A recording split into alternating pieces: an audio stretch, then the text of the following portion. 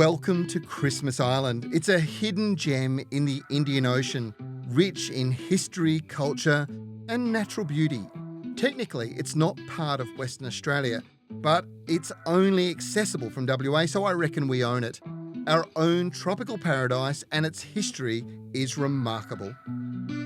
Christmas Island was discovered in 1643 by British sea captain William Myners. Now, it was on the 25th of December, so it's not hard to work out how he named the island.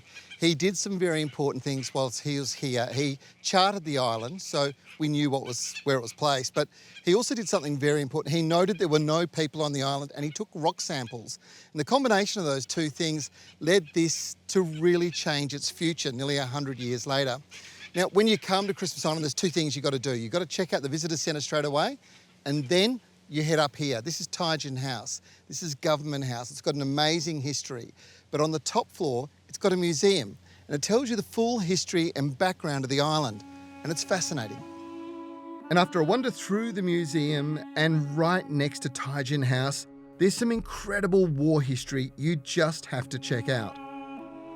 An incredible part of Christmas Island's history occurred in March 1942.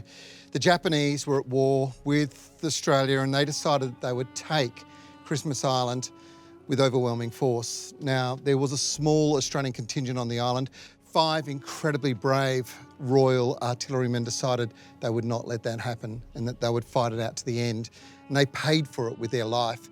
When the Japanese reached the shore, there were over 1,000 Christmas Islanders, Malays and Chinese, that fled off into the jungle, but they were eventually caught.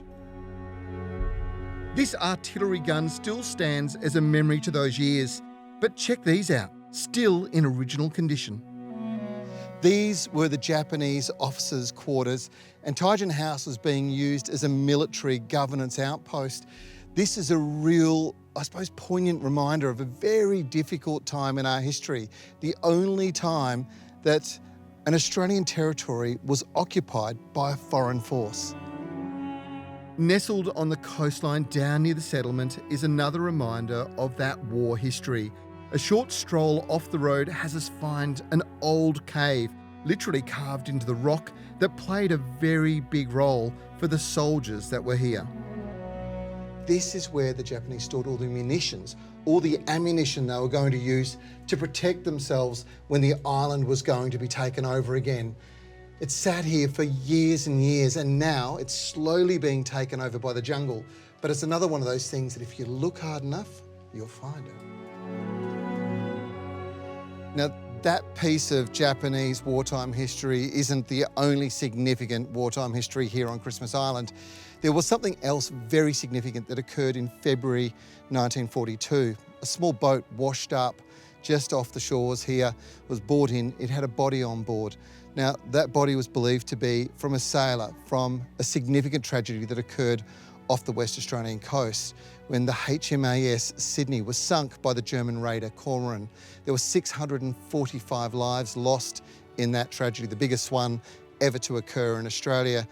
This sailor, they believed, was actually from that he'd climbed aboard a boat and it had drifted for 3 months and eventually found its way to Christmas Island. He was buried here in the cemetery, and today you'll find a plaque that commemorates that significant event. And that's just a taste of the fascinating history of Christmas Island. To be quite honest, I've breezed over the finer details, but you don't have to. There's so much to see and learn here. Another reason to explore this fascinating part of Australian history.